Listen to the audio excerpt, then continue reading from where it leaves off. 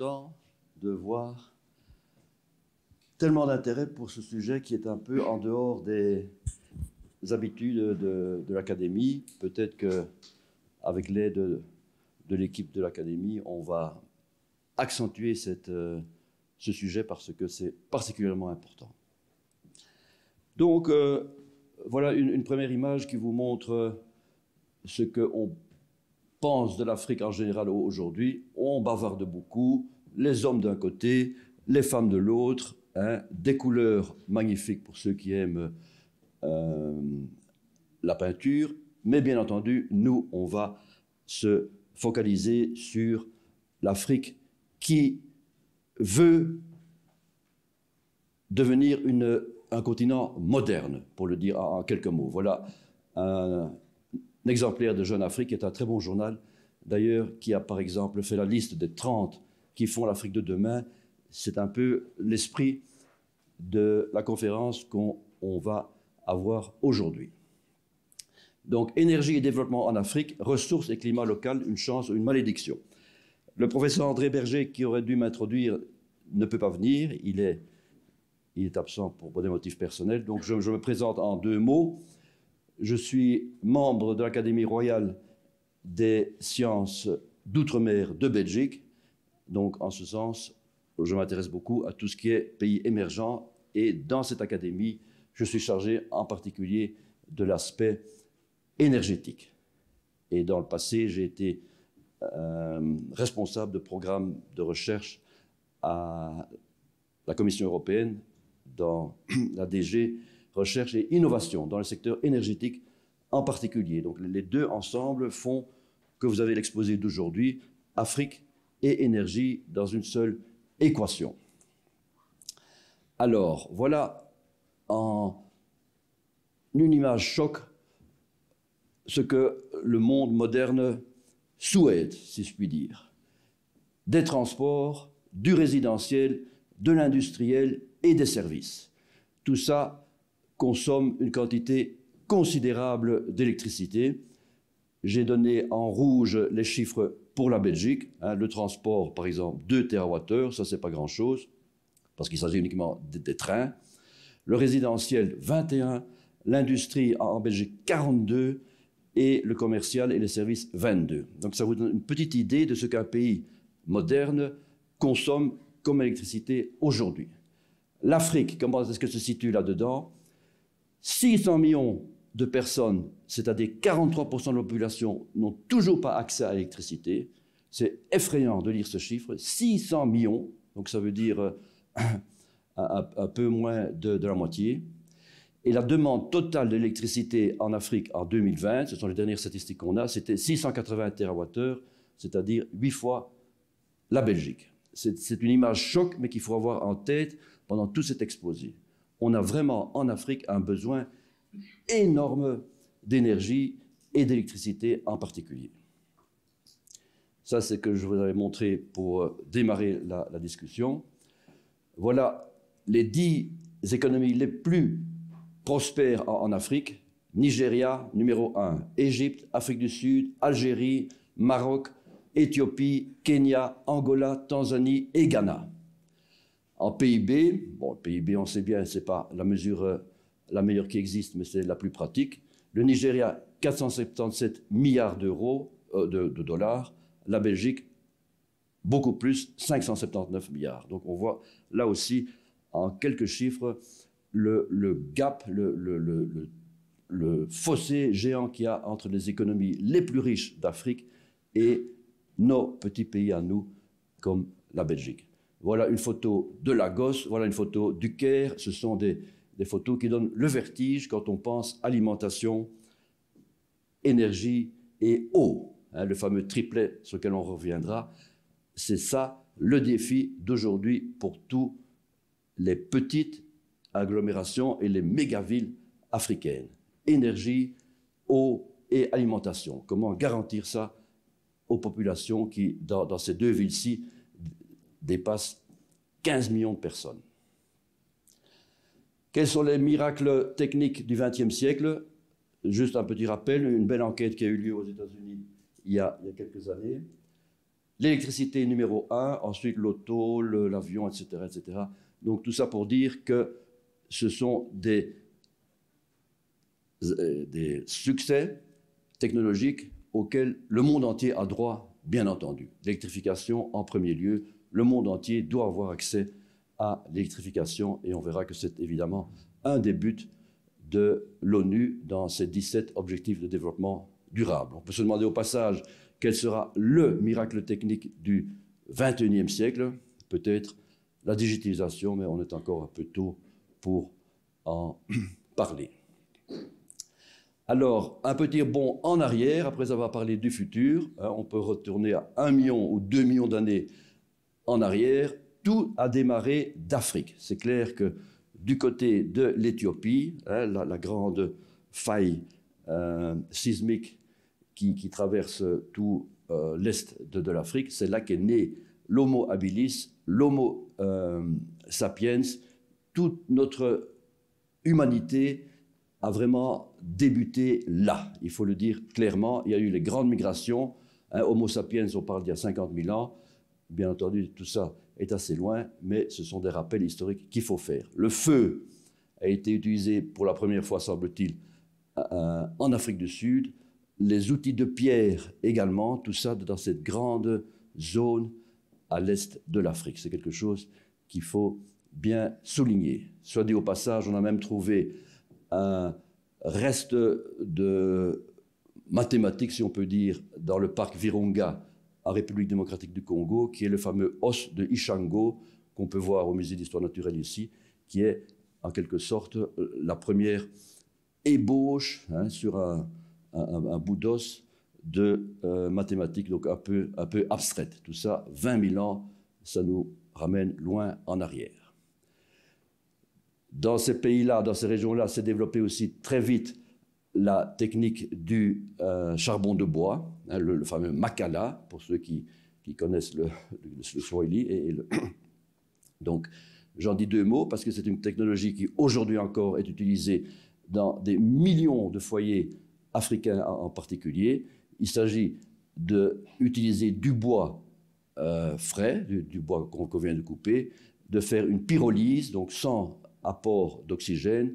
On le réduit à ce qu'on pourrait appeler chez nous du charbon de barbecue.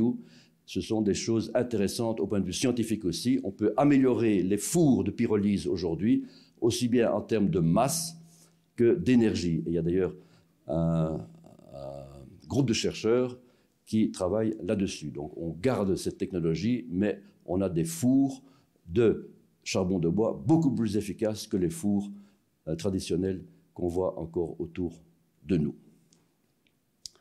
L'Afrique est absolument immense. Il faut le rappeler, elle fait 8000 km de Alger à Cape Town. 8000 km. C'est-à-dire, si on regarde bien cette carte, on peut y mettre les États-Unis, la Chine, l'Inde, toute l'Europe de l'Est, l'Italie, l'Allemagne, la France, l'Espagne et le Portugal. Donc c'est absolument gigantesque. Les grands États que je viens de mentionner entrent tous, au point de vue géographique, dans la surface de l'Afrique. Cette surface nous paraît grande, ou plutôt les autres continents, l'Europe en particulier, tout ce qui est au nord et tout ce qui est au sud, nous paraissent grands, simplement parce que c'est la projection de Mercator. Donc vous mettez un point central, une source de lumière, si vous voulez, au milieu de ce cylindre, et vous avez l'Afrique au milieu, dont la taille est bien respectée, mais tout ce qui est au-dessus, au nord, et tout ce qui est au-dessus, en dessous, au sud, est exagéré à cause de cette fameuse projection de Mercator. On viendra là-dessus tout à fait à la fin avec une autre projection qui nous posera certains problèmes d'ailleurs. L'Afrique est absolument immense. Voilà Ryszard Kapuscinski, un auteur polonais qui, dans les années 50-60, s'est passionné pour l'Afrique, donc juste à une époque de grand tumulte en Afrique, on le sait bien, la décolonisation, beaucoup de guerres et de tensions. Et lui, avec un œil polonais, c'est-à-dire tout à fait neutre, si on peut dire, a écrit une série de livres absolument passionnants sur l'Afrique. Et il dit en particulier que l'Afrique, bien entendu, n'est pas un seul concept, il y a en réalité des dizaines et des centaines de réalités différentes à l'intérieur de l'Afrique. In reality, except as a geographic appellation, Africa does not exist. Il y a d'ailleurs un groupe de réflexion assez intéressant sur la trace de Kapuscinski qui s'appelle What Leading Thinkers Say About Development, qui est assez intéressant de voir, un groupe qui a été lancé par la Commission européenne et par l'UNDP il y a quelques années. Donc des gens qui réfléchissent dans tous les domaines. Hein. Ici, c'est un exposé par un biologiste. Qu'est-ce que c'est qu'aujourd'hui le développement dans le monde qui nous entoure? Donc il a écrit un livre en particulier passionnant qui s'appelle Heban en polonais, dans sa langue originale, et qui est une petite merveille à lire. Alors, développement durable, c'est clair, on sait tous ce que Madame Brundtland à l'époque a émis comme concept, c'est absolument passionnant. Donc une Norvégienne qui était chargée à l'époque par l'ONU de réfléchir à ce que c'est que le développement durable. 2 points importants là-dedans, une dimension dans l'espace, si vous voulez. Donc dès le début, elle a dit il faut que le développement durable soit accessible à tout le monde. Et ensuite une dimension dans le temps, si vous voulez, qui est l'intergénérationnel. On ne peut pas laisser à nos enfants et nos petits-enfants une terre qui n'aurait pas toutes les capacités dont nous avons profité. Donc une très belle définition qui est résumée ici en 2 points. Donc en d'autres mots, en termes plus modernes, la durabilité, c'est un mélange de social, d'économique et d'environnemental, et c'est ça qu'on va développer d'ailleurs dans cet exposé.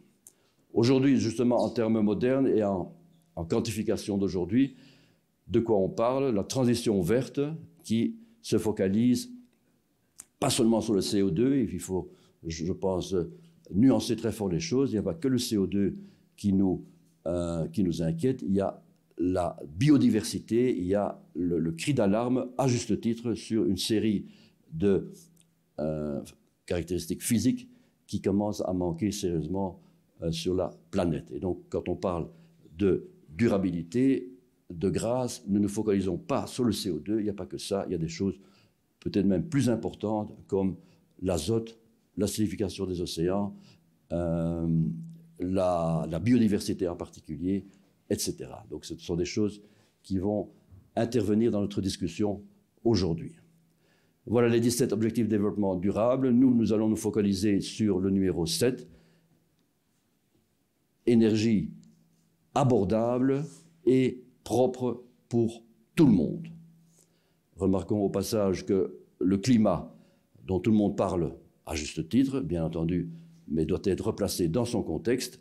Le climat est un des 17 objectifs de développement durable. Le numéro 1, c'est bien entendu vaincre la pauvreté dans le monde. C'est le numéro 1 que l'ONU et que tous les membres, c'est-à-dire 193 pays, ont signé en 2015. C'est le fameux agenda de 2030. Voilà les 17 objectifs de développement durable mis dans une spirale qui montre clairement que le numéro 7, l'énergie abordable et fiable, est au centre de tout. En d'autres mots, on ne peut pas avoir d'eau propre, on ne peut pas avoir d'éducation, bien entendu, on ne peut pas avoir de santé, on ne peut pas supprimer la faim, etc., sans avoir à la base une source d'énergie, un accès à la source d'énergie, parce que les sources d'énergie, tout le monde en a, l'Afrique en particulier. Ce n'est pas la source qui est importante, c'est l'accès à la source. Donc, gardons ça bien en tête, l'énergie vraiment comme moteur de tout ce qui est développement humain et même développement industriel. Chez nous, notre économie ne tournerait pas sans énergie, c'est bien clair, que ce soit l'économie des ménages ou l'économie des entreprises. Comme je l'ai déjà dit, l'énergie en fait doit être vue de façon un peu plus globale, énergie, alimentation et eau. C'est ce triptyque-là, ce nexus, comme on dit aujourd'hui, qui est étudié maintenant et qui est surtout mis en pratique dans tous les programmes de coopération internationale. Donc c'est très intéressant de voir les critères d'attribution de financements internationaux sont en général basés sur ce triptyque-là. On doit démontrer comment on contribue effectivement à améliorer les 3 concepts écrits ici. Alors, 5 chapitres. D'abord, une introduction. l'Afrique comme telle, même si, d'après Kapuscinski, elle n'existe pas au sens propre, mais l'Afrique s'est mise d'accord sur un objectif absolument central, une transition énergétique pour tous qui soit juste et abordable. Ensuite, on va développer ça selon 3 axes. On va étudier les besoins en termes d'énergie, on va étudier les objectifs, la vision qu'on a développée en Afrique en particulier à partir d'une analyse des besoins, quels sont les objectifs, cette vision commune, et ensuite les instruments. Ce sont les 3 gros chapitres de cet exposé qui, au total, vont donner, j'espère, une vision globale de la problématique. Conclusion, ensuite, bien entendu, on peut déjà anticiper, toute évolution doit avoir une balance bénéfice-coût en termes économiques, sociaux et environnementaux qui soit acceptable. On ne peut pas négliger un de ces 3 piliers, économie, sociale ou environnementale. Voilà le raisonnement qui est à la base de notre exposé aujourd'hui. Donc, le projet, c'est ça. L'Union africaine l'a clairement dit l'année dernière. C'est une suite d'ailleurs de la COP 18 de Sharm el-Sheikh en Égypte.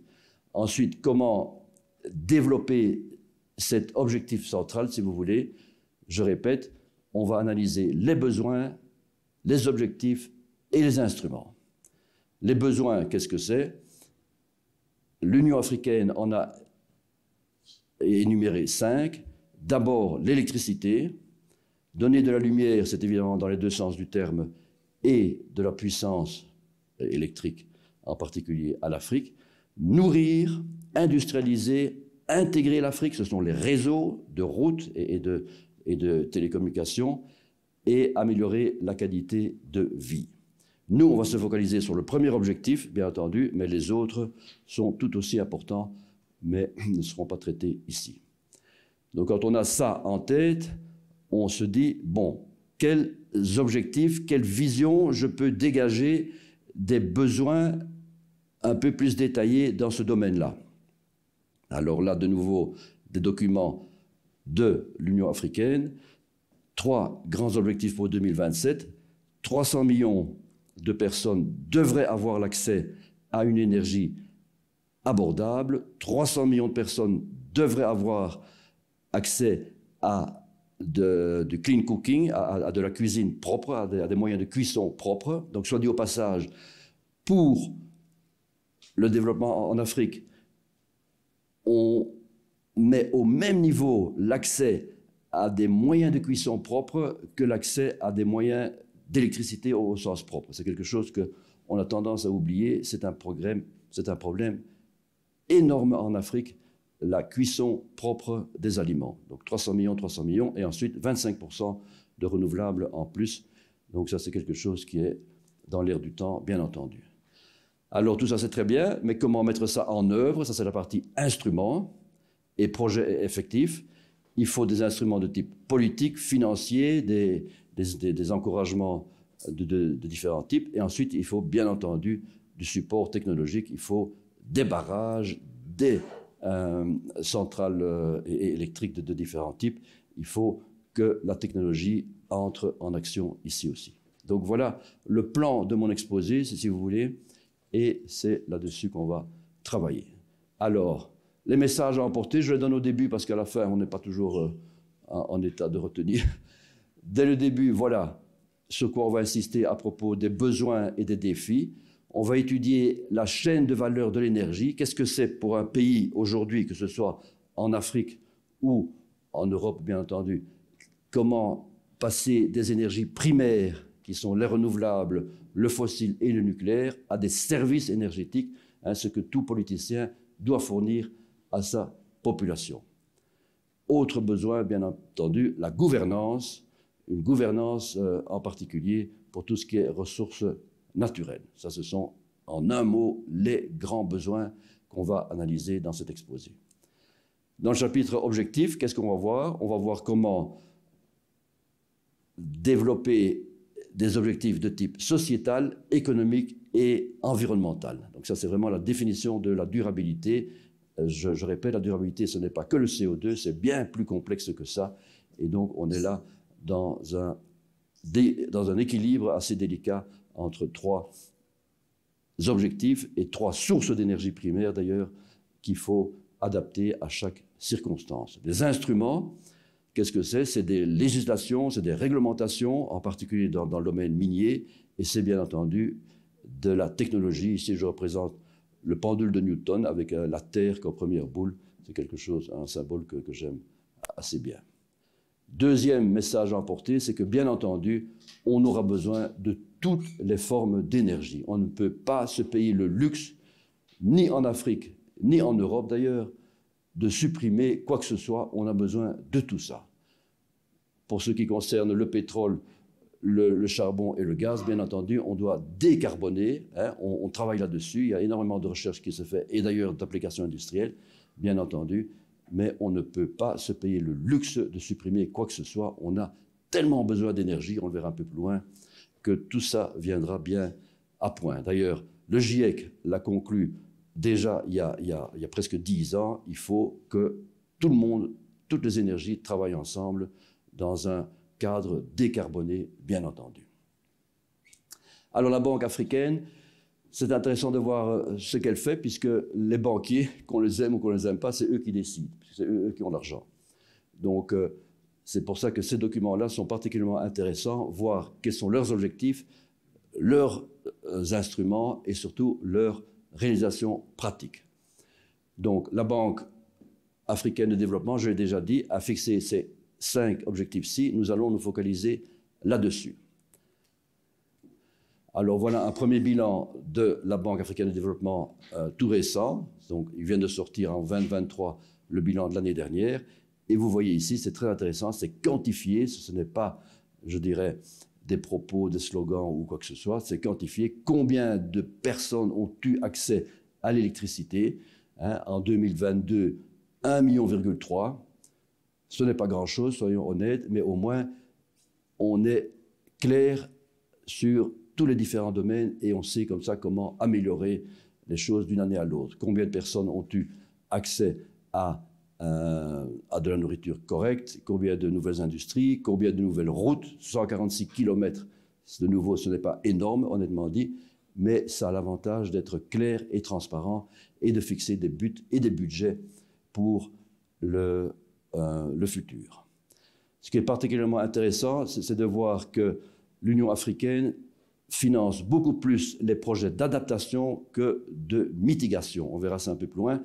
Dans la logique du GIEC, il y a 2 grands instruments, si on veut, des instruments de mitigation en anglais, qui en français s'appelle atténuation. Donc là, on travaille sur la source du problème. Adaptation, on travaille sur les conséquences du problème. C'est très intéressant de voir comment, même dans nos pays, et surtout dans le vocabulaire utilisé par les financiers en particulier, toujours bien voir combien d'importance on attache à l'adaptation, combien on attache à l'atténuation. Et les Africains, bien entendu, avec beaucoup de bon sens, ont décidé de travailler sur l'adaptation. L'adaptation, ça veut dire des digues, ça veut dire des procédures d'urgence pour avertir la population en cas d'inondation. Ça veut dire des nouveaux programmes satellites télédétection pour anticiper les problèmes météorologiques ou autres. Donc il y a toute une série de développements technologiques derrière tout ça qui sont intéressants à suivre, avec en particulier 3 exemples qui mentionnent la rivière dans le Zambèze, le Libéria et Madagascar. Alors ici, un peu plus de détails sur justement l'objectif qui nous intéresse, l'énergie en Afrique en 2022. Je l'ai déjà dit, voilà les chiffres que la Banque a sortis récemment et qui servent de base pour les programmes de développement futurs, que ce soit programmes purement africains ou programmes de coopération avec l'Europe. Il y a un programme particulièrement intéressant qui s'intéresse au Sahel, hein, cette fameuse bande de terrain dans laquelle il n'y a rien, si ce n'est des terroristes du djihad, et qui, au point de vue énergétique en particulier, a besoin énormément de modernisation. Donc voilà le rapport 2022 qui vaut la peine d'être lu pour ceux qui veulent approfondir. Donc ici, voilà, plus en détail dans le document en question, les Africains comptent sur le gaz naturel, l'hydrogène vert et bas carbone et le nucléaire. Donc ils ont, pour les années qui viennent, une vision assez claire de leur développement qui n'est peut-être pas toujours celle que nous pensons. Mais ça, ce sont des documents de l'Union africaine, c'est des choses très intéressantes à prendre, bien entendu, tout à fait au sérieux. Un accent particulier sur les ressources énergétiques et environnementales en général. On verra ça un peu plus loin aussi. Il y a une volonté ferme de l'Union africaine, et donc suivie par tous les pays du continent, pour mieux utiliser et surtout pour exploiter sur place ces ressources naturelles. Je crois que les Africains se rendent compte qu'ils ne peuvent plus continuer comme ils l'ont fait durant des décennies à exporter du minerai, exporter des tonnes et des tonnes de minerais de cobalt ou de lithium ou de cuivre sans les traiter sur place et en retirer alors de la valeur ajoutée qui serait bienvenue pour le développement du pays. Les rapports de l'Agence internationale de l'énergie sont particulièrement intéressants. Je suis content d'avoir dans la salle un jeune qui travaille pour cette agence. Ils ont sorti l'année dernière, et il y a 3 ans aussi, un rapport focalisé sur l'Afrique, qui est très intéressant, où c'est une agence qui fait beaucoup d'anticipation, beaucoup de scénarios. Donc il ne s'agit pas de prédire, on ne peut pas prédire l'avenir, on peut simplement faire des scénarios. Et donc ce sont des scénarios qui sont pris très, très au sérieux par le monde entier, et en particulier par l'Afrique. D'ailleurs, soit dit au passage, il y a 5 pays africains maintenant qui font partie de l'Agence internationale de l'énergie, qui est une agence située à Paris. Ici, je cite son directeur général, qui est un personnage assez remarquable, Fatih Birol, qui a, dans une déclaration en 2012, exprimé une phrase assez dure à entendre, mais qui vaut la peine d'être rappelée. China, in 10 years, brought electricity to 500 million citizens, the revolution of all the revolutions. Donc la Chine, en 10 ans, a apporté l'électricité à 500 millions de citoyens. C'est le summum de toutes les révolutions qu'on peut rêver. Et il ajoute une petite phrase assez dure aussi. By comparison, he said, some countries in West Africa chose to export oil and gas while leaving many of their citizens without electricity. Donc vous avez compris, dans la même allocution, il a dit c'est un scandale que beaucoup de pays africains ont exporté leur pétrole et leur gaz comme matière première, donc même pas raffinés, même le pétrole et le gaz ne sont même pas raffinés ou liquéfiés, au lieu de s'occuper de l'électricité dans leur propre pays. Donc ce sont des rapports qui valent la peine d'être lus. Là aussi, on reparle de gaz, d'hydrogène vert et de nucléaire pour relancer la dynamique en Afrique, en particulier la dynamique industrielle. Alors voilà le scénario préféré de l'Agence internationale de l'énergie pour l'Afrique. C'est très osé comme scénario, si on peut dire, parce qu'il prévoit qu'en 2030, c'est-à-dire presque demain, 2030 c'est dans 6 ans, le solaire va arriver au niveau du gaz. Donc le solaire aujourd'hui en Afrique est à 5%, quelque chose comme ça, en 2023, et l'agence prévoit une remontée colossale en 7 ans, à tel point que le solaire photovoltaïque et le gaz vont se rejoindre. C'est un scénario qui vaut la peine d'être étudié, bien entendu, puisque ça vient de l'Agence internationale de l'énergie, qui est une source très fiable, mais c'est pour vous illustrer comment, attendons 2030, comment les choses vont évoluer. Dans le même rapport, ils disent que le charbon, qui est encore largement utilisé en Afrique, va s'arrêter dès que les Chinois vont cesser leur soutien financier au charbon. J'ai des doutes parce qu'une installation de charbon, comme une installation de gaz, d'ailleurs, une fois qu'on l'a lancée, au point de vue investissement, pour avoir du retour quand même un petit peu correct, il faut 30 ou 40 ans.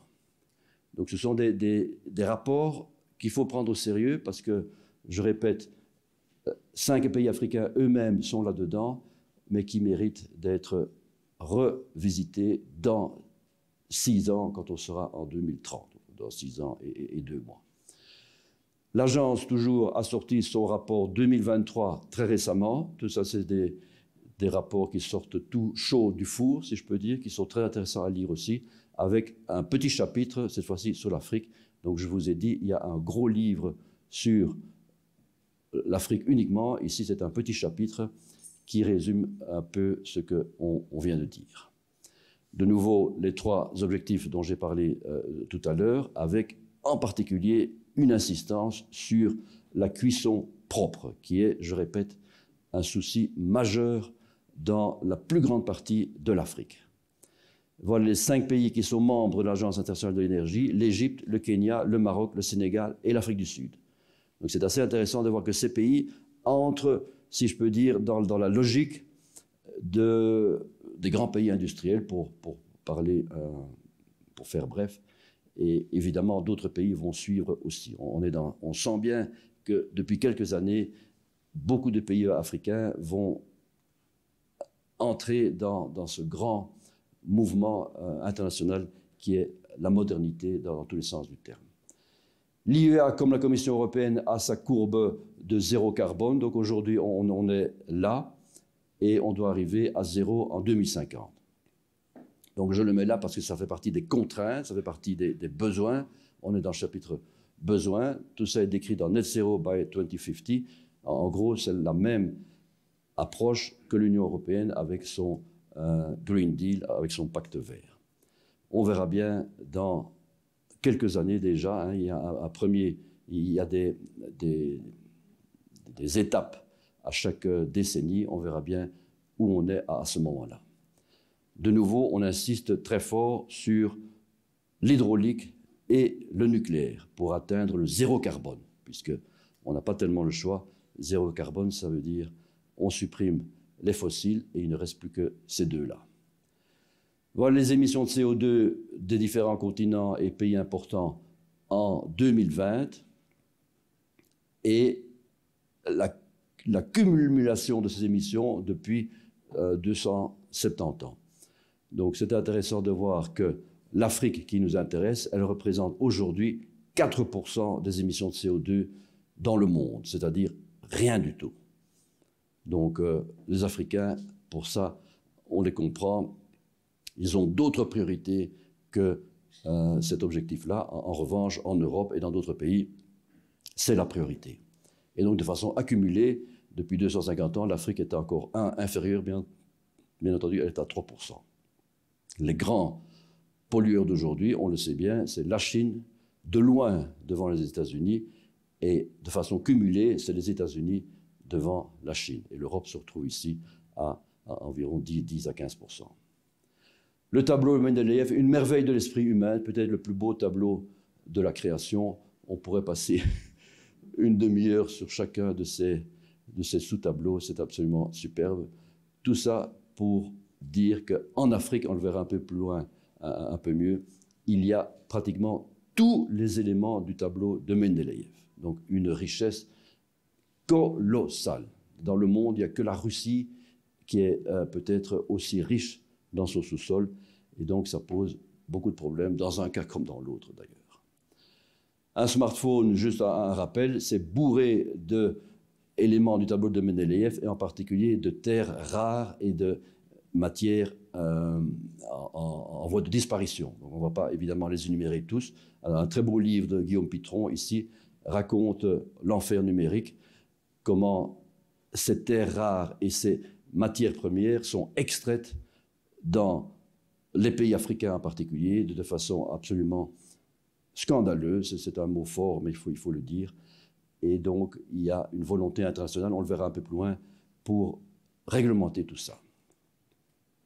Les ressources minérales, voilà ici une petite image qui montre bien que, en simplifiant un peu bien entendu, un anneau, une bague en or représente en fait un paquet de 3 tonnes de matières premières derrière soi. Donc cette image explique assez bien que les matériaux qu'on voit aujourd'hui, en particulier l'électronique, tout ce qui est écran tactile et des choses comme ça, ce sont des microgrammes, mais il y a derrière ça parfois des tonnes de minerais et d'autres matériaux qui ont été traités. L'Afrique est richissime en matières premières. Ici, je montre le carbone et le cobalt, mais il y en a évidemment, comme je l'ai dit, pratiquement tout le tableau de Mendeleïev. L'eau est devenue un problème partout, même en Europe. Il y a des problèmes d'eau, même si aujourd'hui, il a plu énormément juste avant d'arriver ici. Il y a un problème dans les barrages en particulier. On anticipe que dans les décennies qui viendront, il faut revoir tous les rendements de barrages à la baisse. Voilà un petit paquet de matériaux rares, de terres rares dont on a besoin. Voilà les chiffres qu'on voit de temps en temps dans la littérature. Les réserves mondiales de pétrole, de gaz, de charbon, d'uranium, de thorium, d'hydro, d'éoliennes, de solaire. Solaire, c'est colossal, évidemment. Le soleil est une énergie immense, mais absolument inutilisable, puisqu'elle est beaucoup trop diffuse. Hein, mais ce sont des chiffres qu'il faut avoir en tête. Il ne suffit pas d'avoir beaucoup de térawatts ou de pérawattheures pour qu'un pays soit riche. L'Afrique est le meilleur exemple. Tous les pays sur l'équateur dans le monde sont gâtés, si on peut dire, mais ne peuvent pas utiliser cette énergie pour des raisons thermodynamiques, d'entropie, etc., qu'on connaît bien. Un petit rappel ici sur les réserves et les ressources. Attention, dans les journaux, on confond les deux. On parle souvent de réserves limitées, on vient de le faire, et on oublie de parler des ressources. Quelle est la différence entre les deux? C'est très simple. Les ressources sont pratiquement illimitées. Dans votre propre jardin, si vous creusez quelques mètres de profondeur, vous trouvez aussi tout le tableau de Mendeleïev.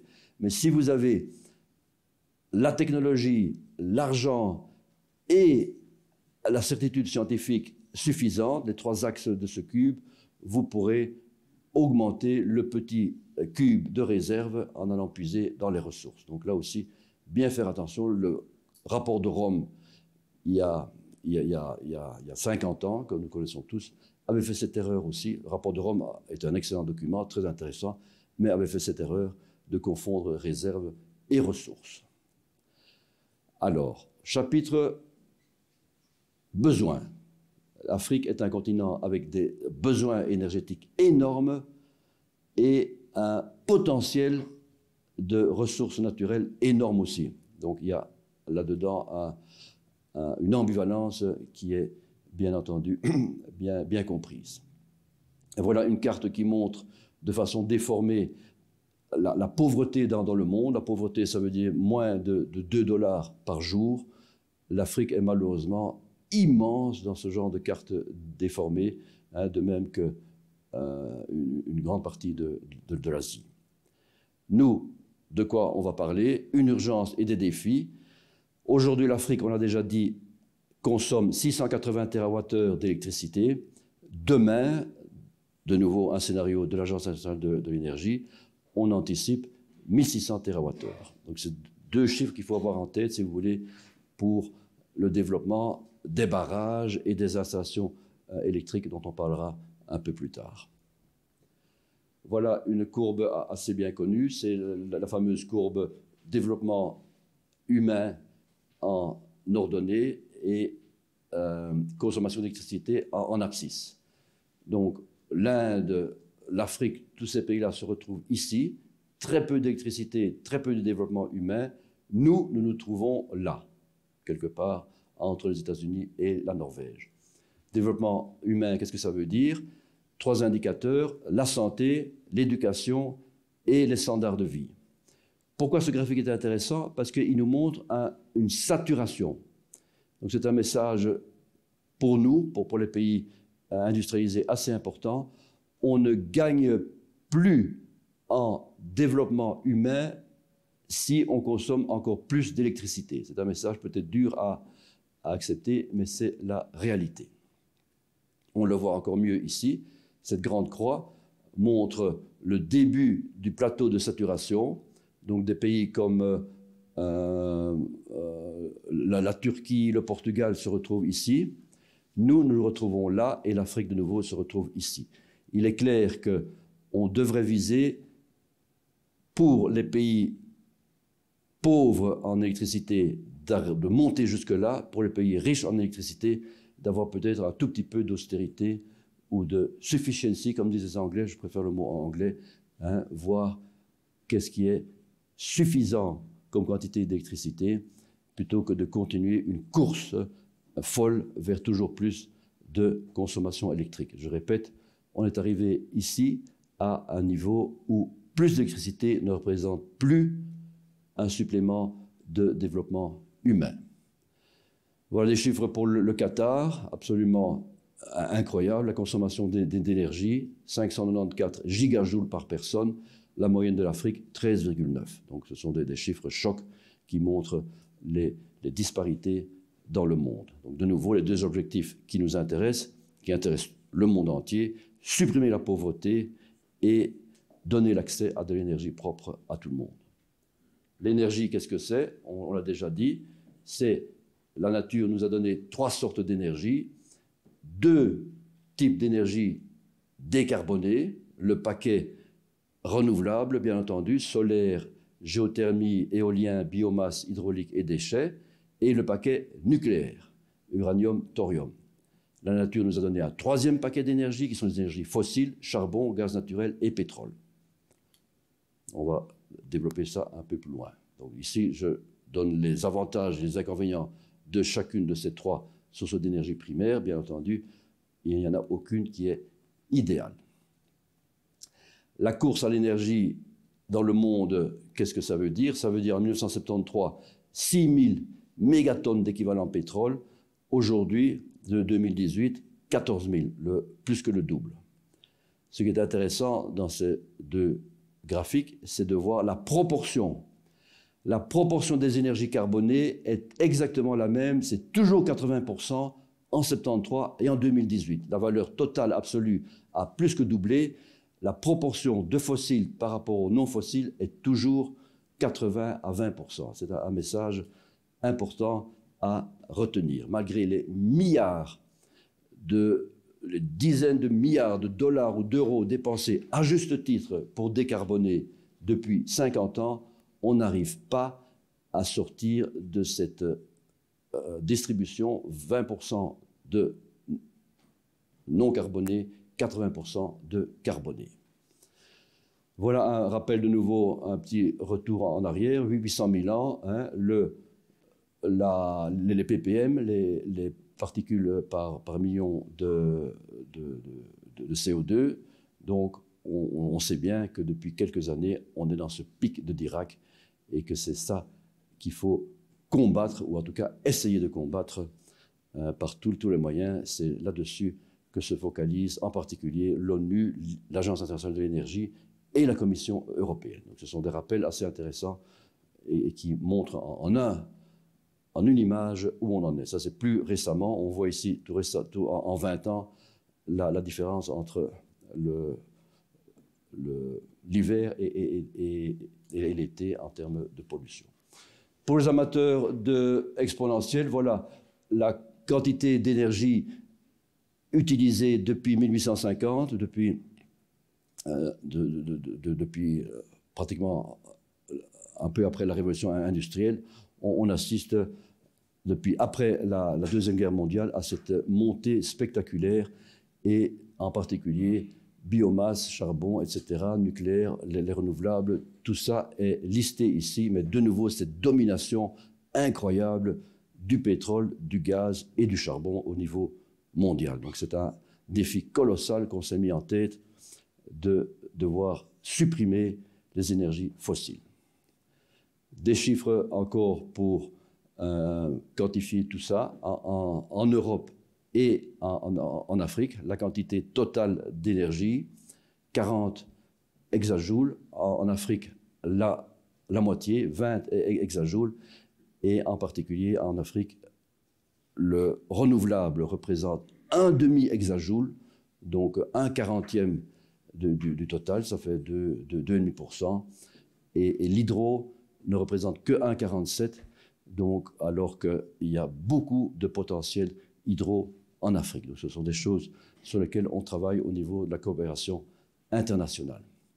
Voilà de nouveau les scénarios de l'Agence internationale de l'énergie que j'aime assez bien parce qu'ils sont chiffrés. En tout cas, ils étaient chiffrés dans le rapport de 2019, ils ne sont plus chiffrés dans le rapport 2022. C'est un peu étrange. Je crois qu'ils ont eu du mal à trouver les bonnes statistiques. Mais de nouveau, ce sont des ordres de grandeur qu'on peut garder en tête pour une étude plus approfondie.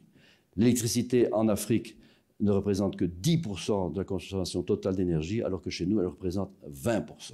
Donc ça aussi, c'est quelque chose qu'il faut corriger. L'électricité, on le sait, c'est le centre de tout. Tout tourne autour de l'électricité depuis 150 ans, qu'on le veuille ou non, hein, que ce soit l'industrie, l'éclairage, une grande partie des transports, tout tourne autour de l'électricité. Et donc, la société est organisée de façon à obtenir cette électricité, on le verra un peu plus loin, qui est extrêmement fragile, extrêmement délicate au point de vue réseau, au point de vue équilibre du réseau.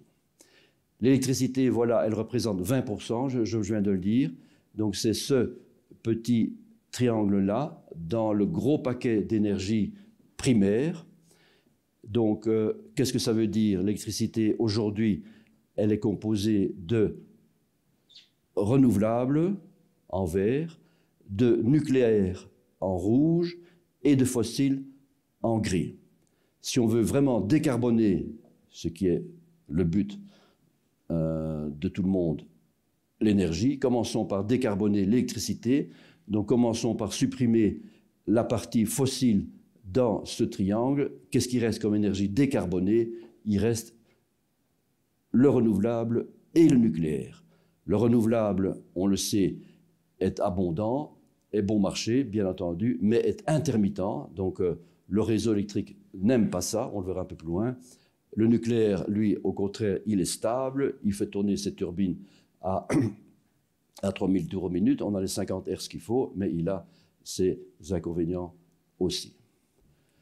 Voilà le monde tel qu'on peut le représenter de façon imaginaire. La Terre n'est jamais simultanément dans l'obscurité, bien entendu, mais c'est une image assez claire qui montre de nouveau comment l'Afrique est mal lotie au point de vue électricité. Dans le graphique ici en dessous, la distribution de gaz à effet de serre qui montre aussi que l'Afrique est, on l'a déjà dit, très peu émettrice de CO2. 3,9%. Voilà les trois rapports du GIEC qui sont sortis l'année dernière. Premier rapport de sciences physiques de base. Deuxième rapport, impact, adaptation et vulnérabilité. Troisième rapport, mitigation. Moi-même, je suis lecteur, je suis évaluateur belge de ce rapport-là, donc c'est extrêmement intéressant de voir comme le GIEC travaille bien, il faut le dire. Le rapport pour les décideurs est parfois un peu différent, mais le rapport scientifique, qui est chaque fois plus que 1200 pages, ce sont des considérations assez intéressantes, en particulier au point de vue mitigation, au point de vue nouvelles technologies pour combattre les effets du changement climatique.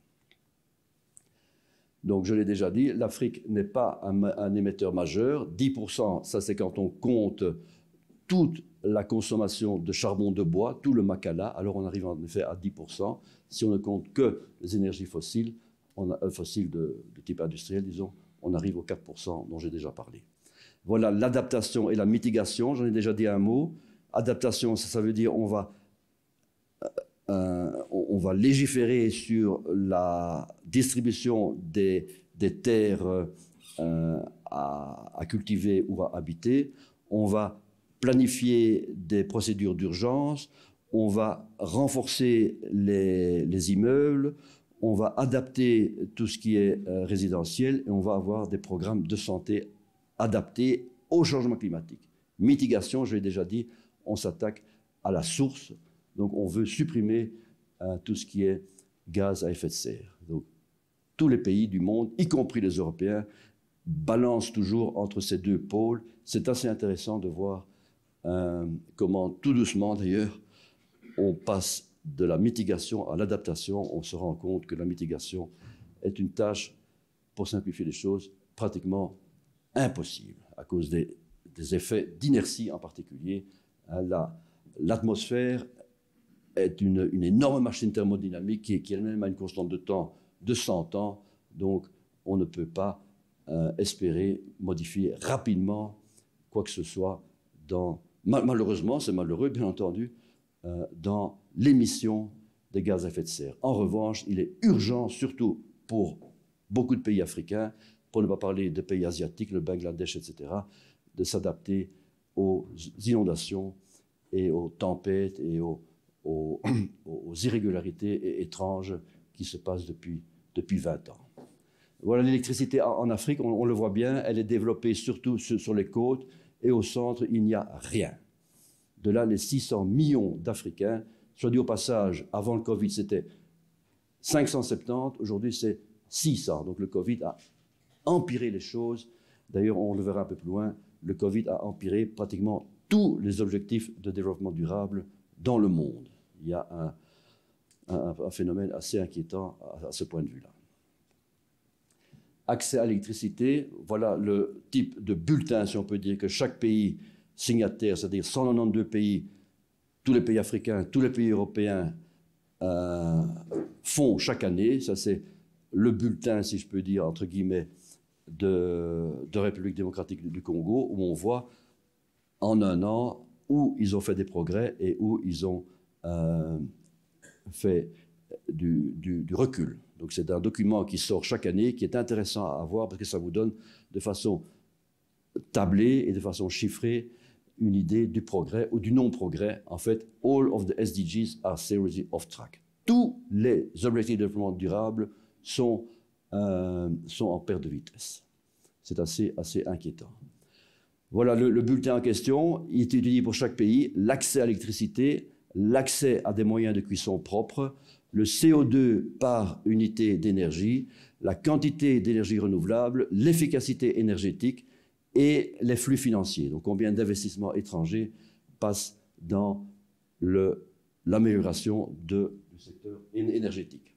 Donc c'est très intéressant, ces 6 critères sont analysés, comme je l'ai dit, pour tous les pays du monde, chaque année, et chaque année, on reçoit son bulletin. Voilà ici le bulletin de la République démocratique du Congo, qui est un pays qui nous intéresse particulièrement, bien entendu. Voilà les références pour approfondir le sujet. La démographie, on l'a déjà dit, hein, donc c'est absolument colossal. On est aujourd'hui à 1,4 milliard d'habitants et on prévoit pour 2050 2,5 milliards d'habitants, donc presque le double dans 30 ans. Ça veut dire, en termes d'énergie, d'alimentation et d'eau, un défi absolument colossal. Je crois qu'il ne faut pas trop insister là-dessus. Je l'ai déjà dit, les matières premières, on en a besoin, hein, cobalt, manganèse, graphite, platine, chrome, bauxite et cuivre, pour toute une série d'instruments et d'outils de tous les jours, batteries, etc., qu'on connaît bien.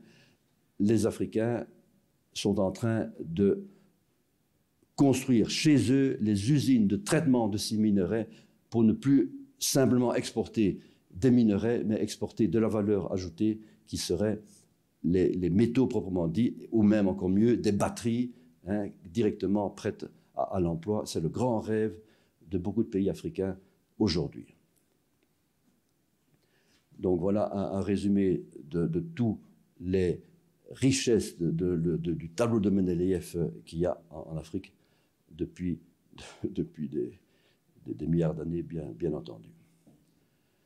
Donc ici, je donne un détail à quoi servent chacun de ces, enfin les minéraux principaux et comment ils sont répartis dans le sous-sol africain. Le gaz et le pétrole aussi sont ultra abondants en Afrique, même le lithium. Ici, je fais un petit commentaire. Quand est-ce que les pays africains qui ont du lithium vont se joindre à la Bolivie, à l'Argentine et au Chili, qui ont décidé de faire un OPEC du lithium? Donc, il est grand temps que ces pays-là se groupent, comme les pays arabes l'ont fait, même si ça leur coûtait cher à nous autres pays occidentaux. Hein, dans les années 1970, 73, 74, la première crise du pétrole, les pays arabes se sont mis ensemble, alors qu'ils se disputent beaucoup entre eux, comme les Africains d'ailleurs aussi. Ils se sont quand même mis d'accord pour faire un consortium, une association du pétrole. Il faudrait la même chose pour le lithium, pour le cuivre, pour le cobalt, que tous ces pays s'unifient pour avoir une valeur, une position forte sur le marché international et peser ainsi sur les décisions beaucoup plus qu'aujourd'hui. Au point de vue énergie et électrique,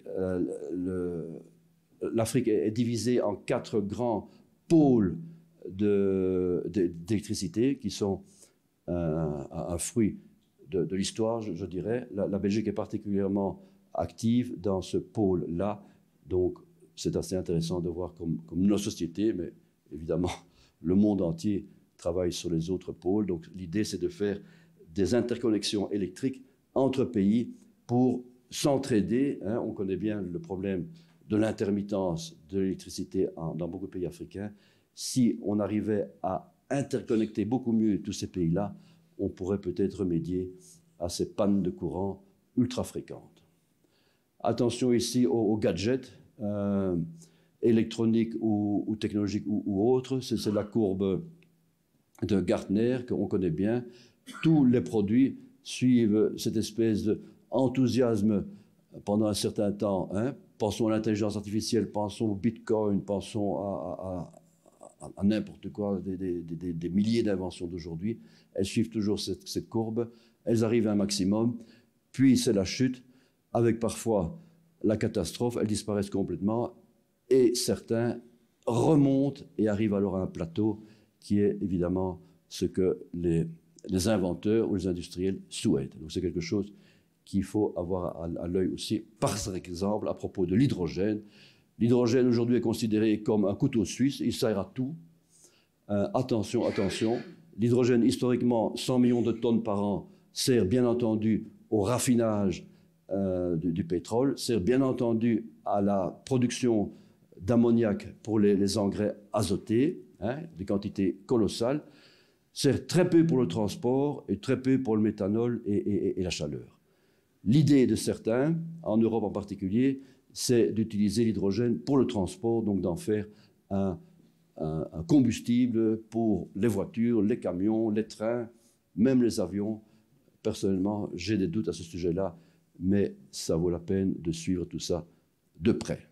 Donc l'hydrogène, pour résumer, parce que c'est une question qui revient souvent, oui, bien entendu, pour le raffinage, pour la pétrochimie, oui, bien entendu, pour les engrais, hein, dont on a besoin dans le monde entier, mais non pour le transport. C'est un sujet à discussion, bien entendu.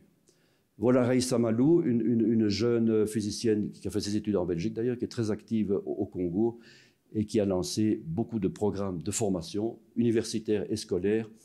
En particulier, j'aime bien son tableau de Mendeleïev où elle montre tout ce qu'il y a dans le sous-sol africain. C'est quelqu'un qu'il faut suivre, comme on dit. Elle a été bras droit du président Tshisekedi pendant 1 an pour tout ce qui était développement universitaire, et donc elle continue à faire du travail très intéressant dans le domaine de la formation là-bas sur place, à Kinshasa, à Bukavu, à Lubumbashi, etc. Le tableau de Mendeleïev, je l'ai déjà dit, des tas d'éléments qui sont en danger. Il n'y a pas que les animaux qui sont en danger, il y a des éléments aussi. Et donc là aussi, on doit travailler, la recherche doit travailler sur des éléments de substitution ou alors carrément sur d'autres technologies pour atteindre le même but. Voilà une image assez choc qui montre le tableau de Mendeleïev déformé selon l'abondance des éléments ou au contraire la non-abondance de certains éléments. Objectifs. Les objectifs sont assez partagés avec nous.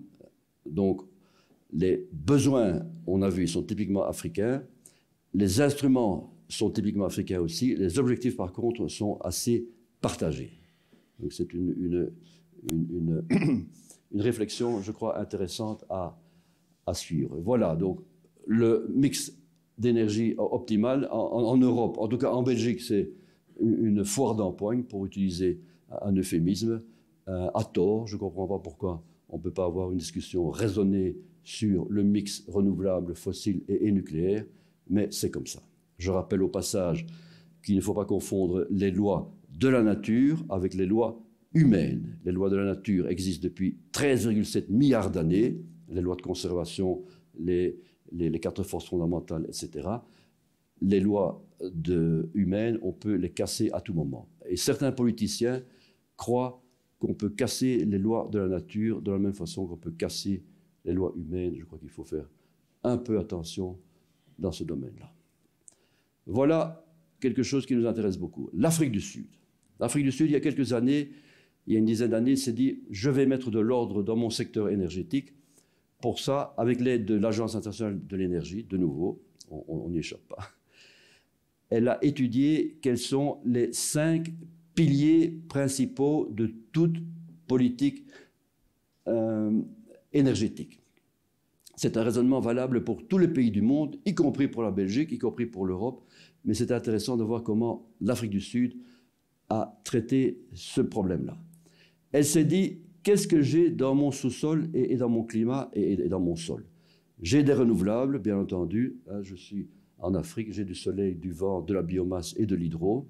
J'ai des fossiles, j'ai du charbon, du pétrole et du gaz naturel. J'ai de l'uranium et j'ai des ressources. Donc c'est un pays, en fait, béni par la nature, si on peut dire. Mais ça ne sert à rien d'avoir tout ça si on ne peut pas le transformer en ce qu'on appelle des énergies secondaires, des vecteurs d'énergie. De quoi a-t-on besoin en pratique? On a besoin d'électricité, de chaleur, de produits de raffinage ou d'hydrogène, si on anticipe le futur. Pour ça, il faut une série de technologies de conversion, convertir les énergies primaires en des énergies secondaires, du type puissance industrielle, des turbines à cycle ouvert, turbines à cycle fermé, panneaux solaires, tout ce qu'on veut, éoliennes. Il faut du raffinage de pétrole, du gaz liquide, du charbon liquide, et il faut des usines de regasification en particulier.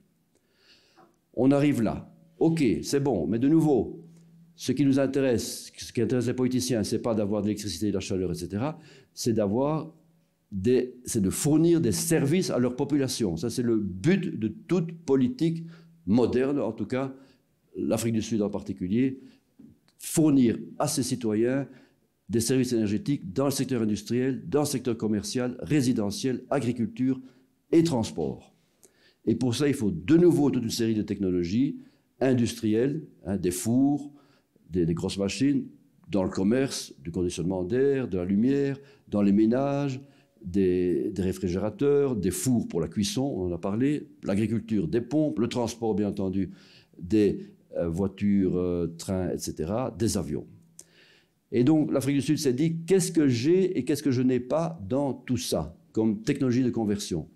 Et elle a repensé son système de formation, universitaire, technique, etc., de façon à combler les trous. Ils ont bien entendu acheté énormément de technologies à l'étranger, mais au total, ils ont une approche qui tient la route. C'est absolument remarquable. Et nous devrions faire la même chose. Nous devrions nous asseoir à une table et réfléchir calmement quels sont nos 5 piliers à nous, comment, en fin de compte, fournir tous ces services 24 heures sur 24, 365 jours par an à la population, que ce soit chez nous ou ailleurs.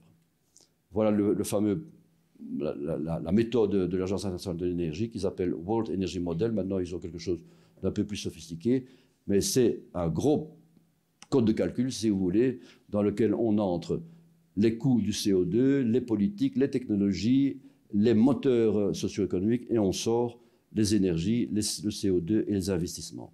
Donc ce sont des choses assez intéressantes à connaître.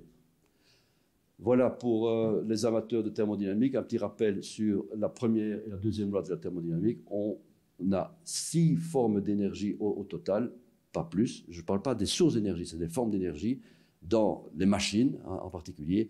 Et tout ça est interchangeable, pas de façon aléatoire et pas de façon parfaite au point de vue rendement. Il y a la seconde loi, l'entropie, qui rappelle peut-être des bons souvenirs à certains, qui indique les chemins préférentiels. On ne peut pas tout faire dans n'importe quel sens.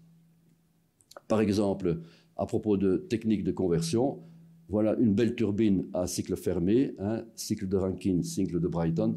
On vise là-dedans à optimiser la transformation de chaleur en électricité. Au lieu des 35% qu'on a aujourd'hui, on peut arriver à du 45, 50, 60% avec cette combinaison de gaz et de vapeur d'eau. La même chose pour la transformation du gaz liquéfié. Ça, c'est une image de Zeebruges. Les Belges ont été extrêmement clairvoyants en construisant ce port de gasification du gaz naturel à Zeebruges déjà il y a 10 ou 20 ans. C'est ça qu'il faut faire dans tous les autres pays aussi.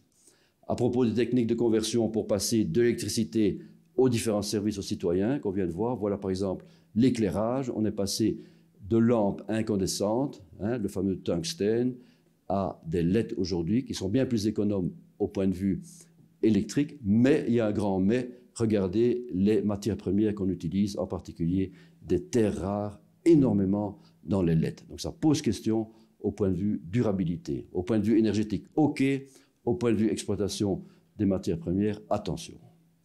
Même chose au point de vue énergie proprement dite, les drones, les trains à grande vitesse, tout ça c'est des applications qui vont consommer énormément d'énergie.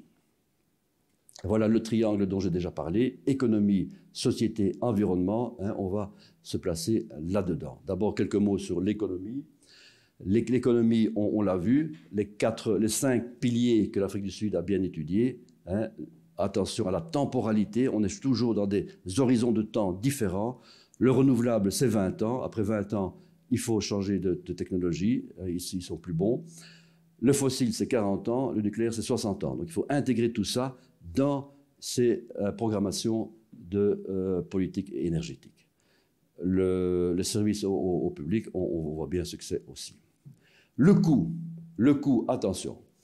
Le coût, on se concentre en général, les journaux parlent en général uniquement du coût du mégawattheure à la sortie de la centrale, que ce soit thermique ou solaire ou éolien, peu importe. Ce qu'il faut, c'est intégrer les coûts extérieurs. Donc il faut, quand on parle du coût d'une source d'énergie, intégrer les coûts du réseau et les coûts même encore plus largement, les coûts de l'utilisation du terrain, du changement climatique, de la garantie de sécurité d'approvisionnement, des matériaux primaires et les coûts de balance, de mise en équilibre du réseau.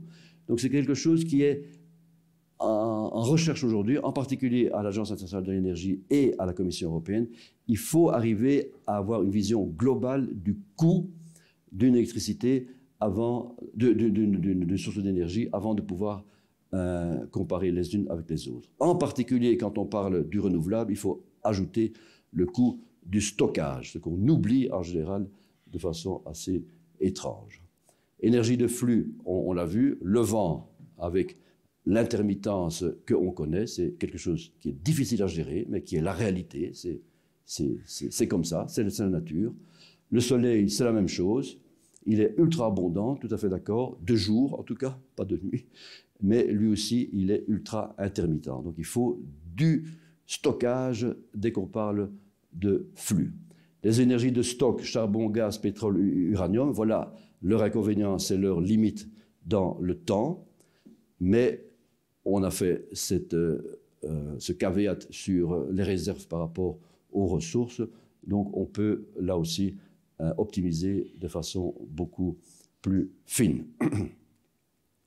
Le stockage, justement, il faut absolument en parler dès qu'on parle de renouvelables, c'est le chaînon manquant de transition énergétique, et le stockage, on est très loin d'avoir résolu ce problème à grande échelle. Pour une voiture, d'accord, pour une maison, plus ou moins d'accord, pour un hôpital ou une entreprise ou un quartier d'habitation, on est encore très très loin de la solution, surtout quand on pense en termes de temps de décharge. Il faut, pour redresser le réseau parfois en quelques secondes ou en quelques minutes, trouver la source d'énergie disponible, et il faut aussi la capacité demandée. Le coût toujours, l'agence de développement économique a fait un rapport récemment qui montre les fossiles et les bas carbone. Hein, donc, comme coût, on voit qu'on est loin de ce qu'on croit en général. Donc, il y a là aussi un effort à faire, surtout, comme je l'ai dit, intégrer les coûts externes absolument d'urgence. Une autre façon de voir les choses, c'est Energy Return on Investment, voir pour chaque source d'énergie combien d'énergie au sens propre des mégajoules on a injecté pour la construction et la maintenance et la mise et l'opération de l'installation, et combien de mégajoules on en sort. Et donc là aussi, c'est assez intéressant de voir la comparaison entre toutes les sources d'énergie. Ça, c'est un bel exemple de traitement des minerais sur place. Hein. Le Botswana en particulier a décidé il y a quelques années déjà de traiter son diamant sur place. D'autres pays avec d'autres matières premières ont décidé la même chose. L'Indonésie, la Chine, bien entendu, a compris ça déjà il y a 50 ans. L'Afrique du Sud et même les Philippines et le Zimbabwe. Donc il faudrait là aussi une volonté politique dans tous ces pays-là pour interdire, comme l'a fait la Bolivie, l'Argentine et le Chili avec le lithium, interdire d'exporter le minerai comme tel et au contraire inviter les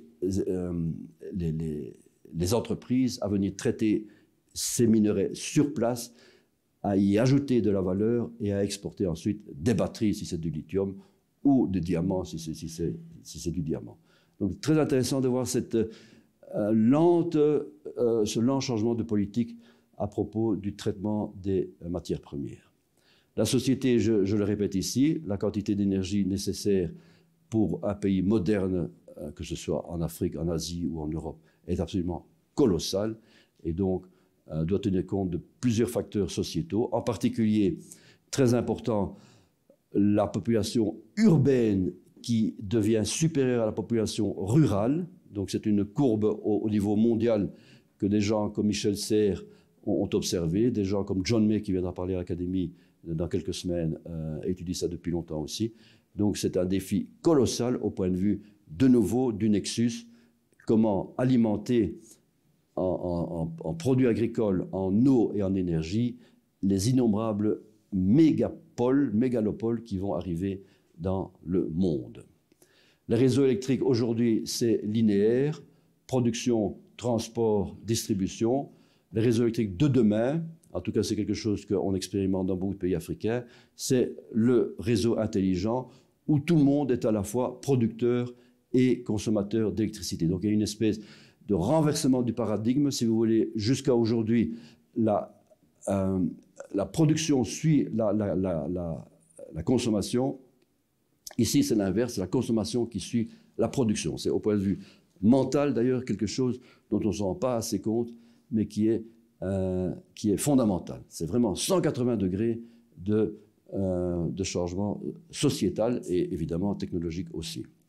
Deux lois d'électricité qu'il faut bien rappeler avant de discuter nouvelles installations en Afrique ou ailleurs. Les 50 Hz ou 60 Hz dans d'autres pays, c'est absolument ultra sensible.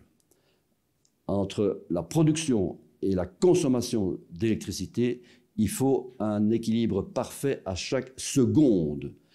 On peut avoir un écart de 1%, 50,5 Hz ou 49,5 Hz, ok, le réseau va supporter ça, mais on ne peut pas avoir 2%, on ne peut pas avoir 51 Hz ou 49 Hz. Le réseau saute et il y a blackout automatiquement. Donc, il faut à tout moment, c'est ça le problème des renouvelables en particulier, il faut à tout moment que l'offre et la demande d'électricité soient égales.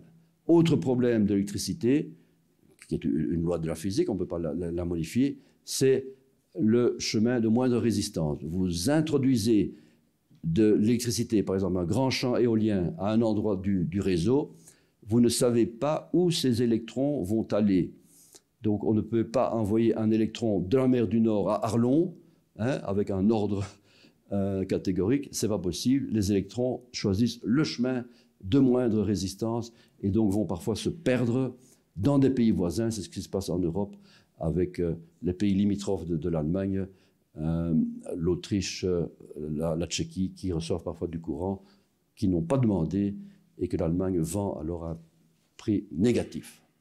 En Afrique, l'électricité, elle se fait selon ce qu'on appelle l'approche en échelle. D'abord, des besoins de base dans des toutes petites communautés, ou alors là, un petit panneau solaire, par exemple, suffit, ou une petite éolienne, mais il y a relativement peu de petites éoliennes. Si on monte en besoin, hein, donc tout ça, 500 watts, le minimum de 30 à 500 kilowatts, on pense déjà à des petits réseaux électriques, mais toujours séparés du reste. Alors ça va, on n'est pas soumis aux problèmes que je viens d'exposer. Troisième niveau, si on passe aux mégawatts, là, on ne peut plus se contenter de petits réseaux locaux. Il faut se connecter à un réseau plus important, et à ce moment-là comptent les deux lois que je viens de rappeler, l'équilibre de l'offre et de la demande d'électricité à tout moment et le chemin de moindre résistance. Les minéraux du conflit, l'étain, le tantal, le tungstène et l'or ont fait l'objet depuis quelques années d'une législation très intéressante.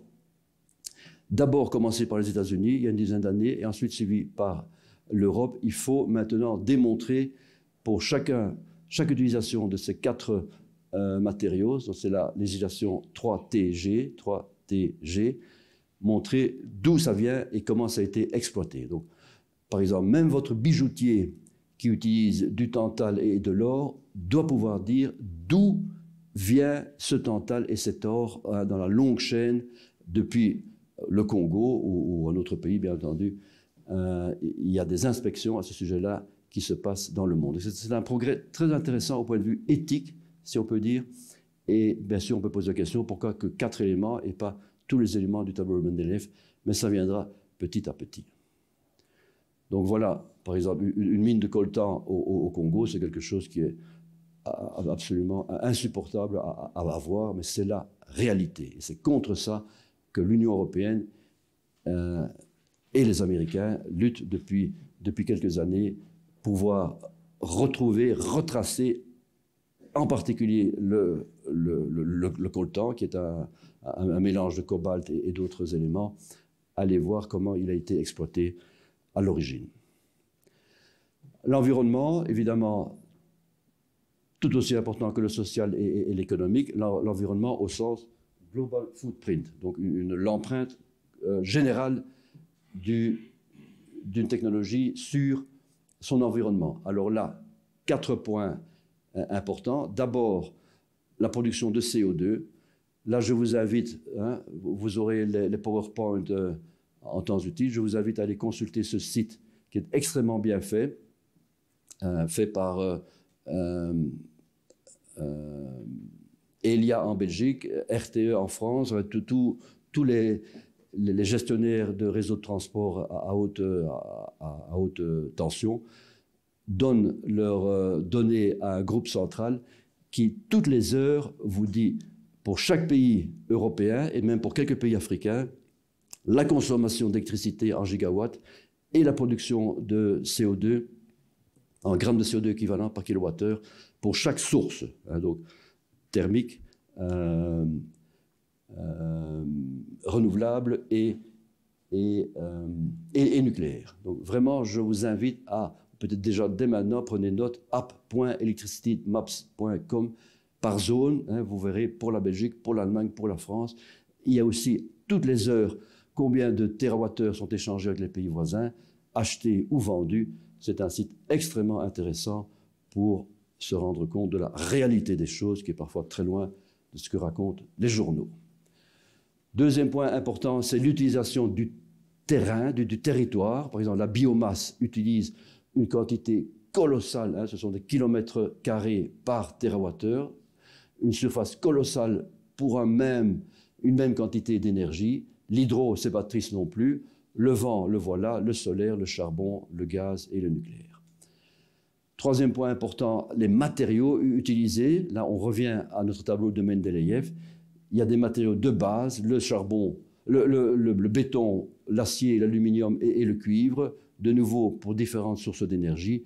L'hydraulique, par exemple, c'est très beau, c'est en fait peut-être l'énergie idéale, mais elle consomme une quantité de béton absolument colossale, ce qui veut dire CO2, etc. Sable qui commence à manquer dans le monde, comme on sait bien. Quatrième point, ça c'est les coûts externes. Il y a déjà quelques études qui intègrent une partie du coût du réseau et de ce que j'ai mentionné avant, l'utilisation du terrain, l'effet sur le climat, la garantie d'approvisionnement énergétique, etc., qui intègrent ça dans leur coût réel. Et donc là aussi, on voit une comparaison de différentes sources d'énergie qui est intéressante pour nous et pour l'Afrique. Alors voilà des choses absolument absurdes, je m'excuse de le dire, mais c'est absurde. Donc il y a des gens, même chez nous, en Belgique, qui ont pensé faire des réseaux solaires et des réseaux éoliens chez les pays voisins, dans les pays voisins, pour alimenter notre petite Europe en électricité. Ce sont des projets qui ont fait un grand flop, bien entendu, même si déjà certaines banques avaient dépensé de l'argent là-dessus. Donc, il y a même un rapport sorti par le MIT, hein, tout ce qui sort du MIT est censé être la vérité absolue, qui démontre que 139 pays dans le monde pourraient vivre à 100% de renouvelables. C'est quelque chose qui est absolument inimaginable et qu'il faut combattre vigoureusement. C'est quand vous lisez en détail ce genre de rapport, il y a tellement d'hypothèses là-dedans qu'on en arrive à ce que je montre ici, une folie absolue. Donc la contrainte, bien représentée ici par, je dirais, Atlas, qui utilise le levier d'Archimède qui existe en réalité, c'est une loi de la physique, c'est vrai, mais qui est évidemment tout à fait inimaginable. Alors ici, je rappelle Weapons of Mass Destruction. Hein, attention, il y a dans les réseaux sociaux, au point de vue énergétique, et même au point de vue Afrique en particulier, énormément de bêtises qui circulent. On veut vendre aux citoyens, chez nous ou en Afrique, des concepts parfois complètement absurdes, loin de la réalité des gens. C'est d'ailleurs ce que des auteurs africains, proprement dit, ont écrit clairement. Hein, ce genre de slogan ne tient absolument pas compte des conditions locales de pauvreté, de réalité industrielle, etc., etc. Les instruments, voilà, l'énergie, je rappelle, c'est le prérequis à tous les actes de développement. Attention, la différence entre monde rural et monde urbain, rural et urbain. 3 mégalopoles en Afrique, Kinshasa, 16 millions d'habitants, Lagos, 15 millions, le Caire, 10 millions. Donc c'est un cauchemar pour les responsables énergéticiens dans ces pays-là, un cauchemar. Comment assurer de l'électricité en particulier, 24 heures sur 24, 365 jours par an à leur population. Voilà le rapport 2022 de l'IEA que j'ai déjà mentionné. Et donc c'est un petit rappel de ce problème-là. Alors, the power you need when you need it. Donc, de nouveau, le problème, ce n'est pas d'avoir de l'énergie, ce n'est pas de fournir de l'énergie, c'est de la fournir au moment où on en a besoin. Hein. Et il y a, chez nous, comme en Afrique, comme dans le monde entier, d'innombrables usages de l'électricité en particulier, pour ne pas parler de la chaleur et des produits raffinés du pétrole, qui doivent arriver à temps. On ne peut pas attendre que la météo ou que je ne sais quel phénomène extérieur soit disponible pour avoir sa source d'électricité. C'est pour ça qu'en particulier en Afrique, on le sait bien, il y a une quantité incroyable de générateurs d'électricité qui fonctionnent, qui circulent presque dans chaque famille ou dans chaque agglomération qu'on met en route dès que le réseau tombe en panne. On ne veut plus de ce monde-là, c'est évident. On veut une source d'énergie fiable qui tourne 24 heures sur 24, comme je viens de le dire. Les Africains ont sorti l'agenda 2063, qui est très intéressant, qui est une espèce d'adaptation de l'agenda 2030 de l'ONU, avec des objectifs beaucoup plus raisonnables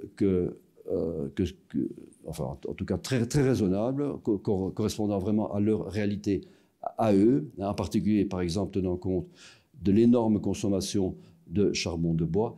Et donc, c'est quelque chose auquel les différents gouvernements africains s'attachent très, très fortement. Comment arriver à atteindre les objectifs de 2063. Donc, il y en a 20, ça correspond en gros aux 17 de chez nous, mais avec un agenda, avec une temporalité tout à fait différente, beaucoup plus adaptée à leur réalité.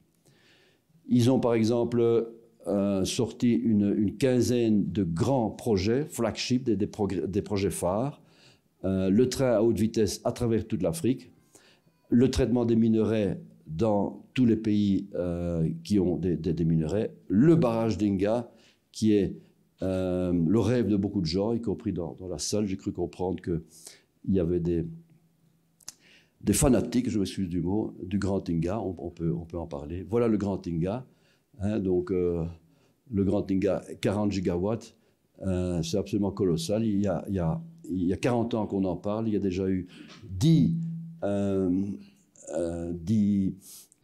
entreprises différentes qui voulaient le construire. Pour le moment, les Australiens sont dessus, les Chinois ont abandonné, et ce sont des discussions sans fin. Pourquoi, j'anticipe une question qu'il y aura peut-être après, pourquoi personnellement, et ce n'est pas seulement mon opinion personnelle, c'est l'opinion de la SNEL, de la Société nationale d'électricité de Kinshasa également, pourquoi je pense qu'il faut abandonner ce grand rêve? Parce que c'est beaucoup trop compliqué au point de vue gouvernance, pour utiliser un euphémisme, et qu'il y a des dizaines et des dizaines de petits barrages qui existent, qui ont existé, et qu'il faut redémarrer maintenant pour fournir non pas 40 gigawatts, mais peut-être 10 ou 15 gigawatts qui sont tout autant nécessaires. On le verra un peu plus loin. Un autre grand projet phare, c'est Internet à travers toute l'Afrique, et bien sûr une grande université, une espèce de Erasmus à travers tous les pays africains. Ce sont des projets très intéressants. Et là-dessus travaille en particulier Raïssa Malou, la dame dont j'ai déjà parlé. Donc comment, à travers toute l'Afrique, avoir un échange de professeurs et d'étudiants, un peu comme Erasmus chez nous. Alors, ce grand projet Agenda 2063 se conjugue en 7 aspirations, ce qu'ils appellent aspirations. Nous, ce qui nous intéresse, c'est le numéro 1, qui est justement l'énergie.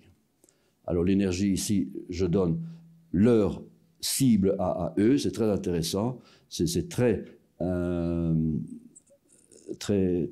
modeste, je dirais.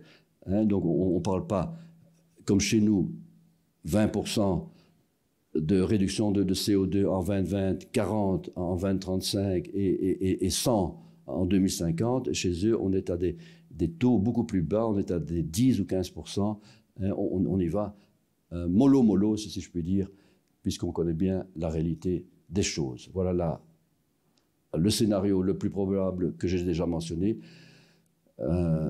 680 mégawatts aujourd'hui et dans le futur, peut-être 1600. Donc, ce qui reste difficile à démontrer.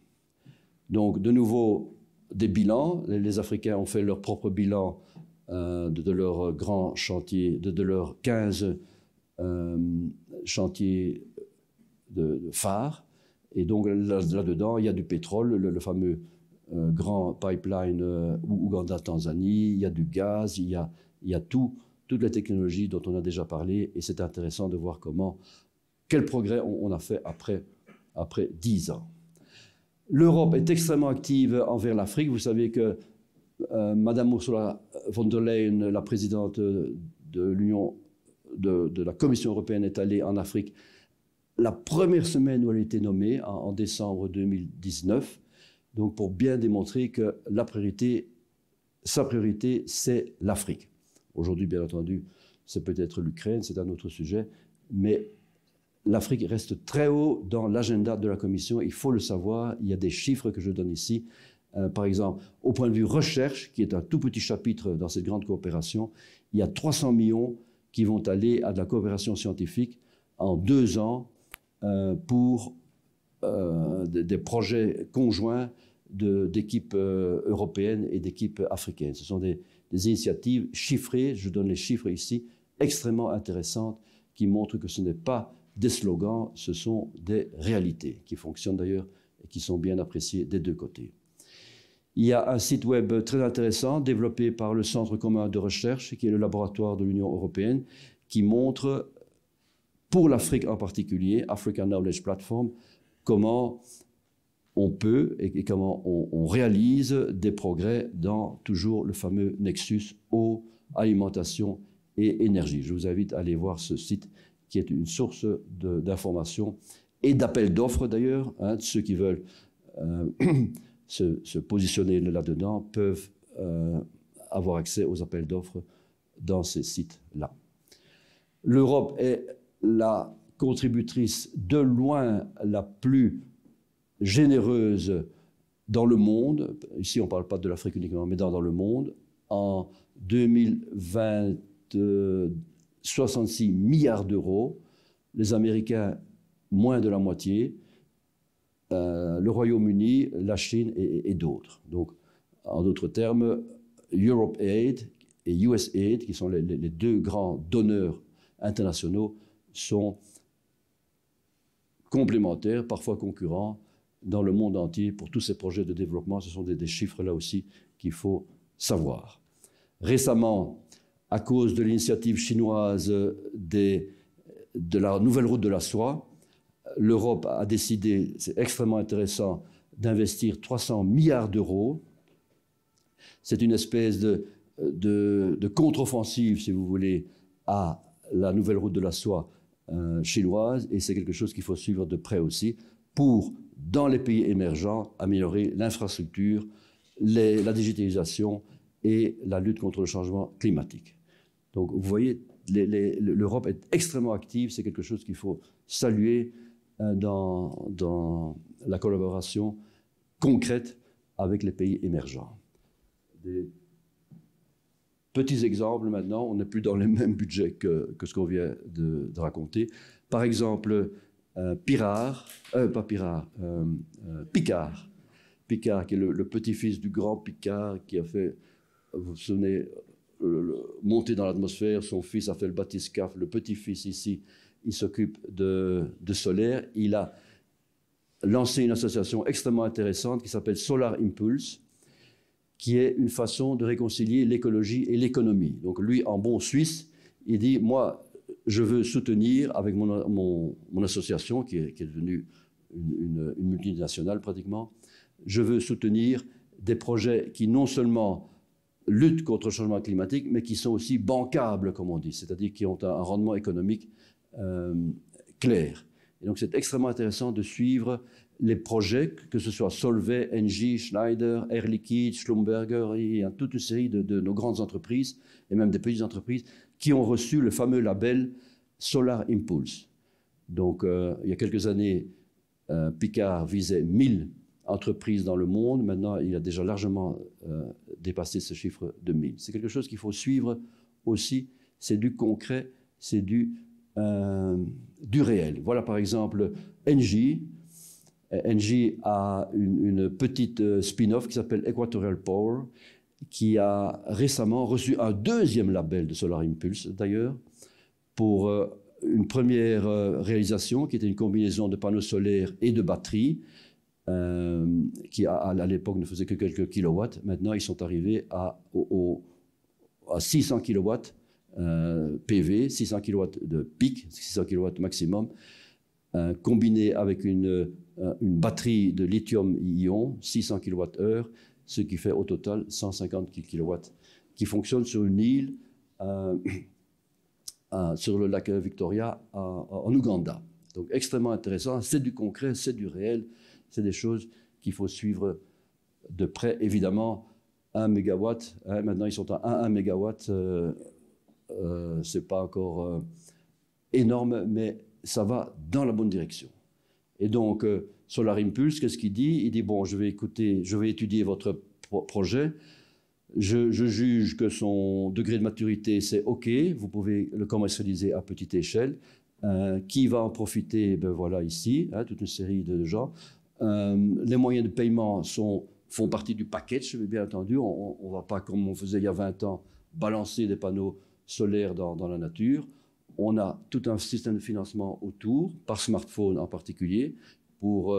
C'est un système beaucoup utilisé en Afrique. On paye d'avance sa consommation électrique par toute petite quantité.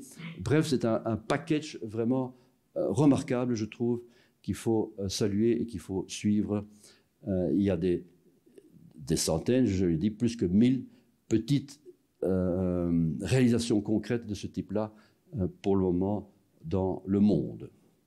Enabel, notre agence Enabel est extrêmement active aussi. Et Enabel, c'est le nouveau nom, enfin depuis 4 ou 5 ans, de l'Organisation belge de coopération au développement, avec une nouvelle approche, beaucoup plus maintenant partenariat, beaucoup plus retour sur investissement, beaucoup plus avec les industriels belges et africains. C'est une petite entreprise, enfin, c'est pas une petite entreprise, c'est une initiative belge qui mérite d'être reconnue pour ses mérites aussi, avec en particulier un gros chantier à Cotonou, au Bénin, un autre pour l'agroalimentaire, donc avec des financements belges bien entendu, mais locaux aussi, et avec un monitoring très sévère et des retours très clairs aussi. À une échelle encore plus petite, il y a Ingénieurs sans frontières Belgique, il y a d'autres, presque chaque université belge a son groupe d'ingénieurs sans frontières, hein, Louvain, l'ULB, que je connais en particulier, ont ça aussi. C'est extrêmement intéressant pour inviter les étudiants à connaître la réalité sur place et pour, suggérer aux énergéticiens africains aussi de venir en Europe et faire un échange de bonnes pratiques, comme on dit. Alors, à une autre échelle, bien entendu, le fameux barrage de la Renaissance en Éthiopie, donc juste à la frontière du Soudan. Il commence à devenir réalité. L'année dernière, ils ont branché la première turbine, 375 mégawatts, pour fournir un premier paquet d'électricité. Vous savez qu'il y a eu énormément de difficultés, en particulier avec le Soudan et l'Égypte. Il y a même eu presque une guerre.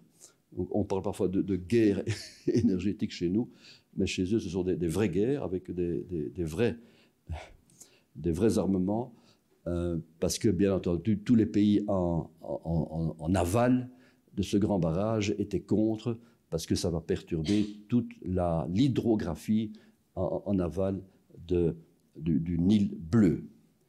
Ce qui est intéressant, soit dit au passage, c'est le mode de financement de ce barrage aussi, parce que, vu l'opposition ferme de l'Égypte depuis toujours contre ce barrage, l'Éthiopie n'a jamais eu de financement de la Banque mondiale ou d'autres organismes internationaux. Ils ont dû se débrouiller tout seuls et ils ont fait un appel, une espèce de crowdfunding à l'intérieur du pays, auquel la population a participé massivement. Donc c'est très intéressant au point de vue financement. Et bien entendu, la Chine est intervenue aussi avec 1 milliard de dollars. Mais donc, c'est un aspect qu'on n'a pas eu le temps d'aborder, comment tous ces grands projets sont financés. Hein, par exemple, le Grand Tenga, c'est une des raisons pour lesquelles on commence à déchanter. Le financement, l'argent est là, c'est clair, il y a de l'argent à la Banque mondiale, il y a de l'argent partout, mais il y a un problème de gouvernance, pour utiliser un euphémisme. Donc ici, ils ont résolu le problème de façon très démocratique, finalement. Je répète, la population a été invitée à acheter des actions, $1 ou $10, des petites quantités, bien entendu, et les industriels aussi, pour financer ce fameux barrage qui est prêt à 90%. Donc on commence déjà à produire de l'électricité, mais il n'est pas encore tout à fait terminé. Quand il sera terminé, il fera 5 gigawatts et 15 térawattheures, donc ce qui veut dire en gros un rendement de 20%, ce qui n'est pas grand-chose, mais vous savez qu'un gigawatt normalement donne 8 térawattheures, donc 5 gigawatts devraient donner 40 térawattheures. On est maintenant à moins d'un tiers de ça, mais ça c'est un autre problème. Peut-être lié au changement climatique. Inga, qui était prévu à 40 gigawatts, va descendre à 30 gigawatts parce qu'on prévoit, si jamais ce projet est construit, on prévoit qu'il n'y aura pas assez d'eau pour faire les 40 gigawatts.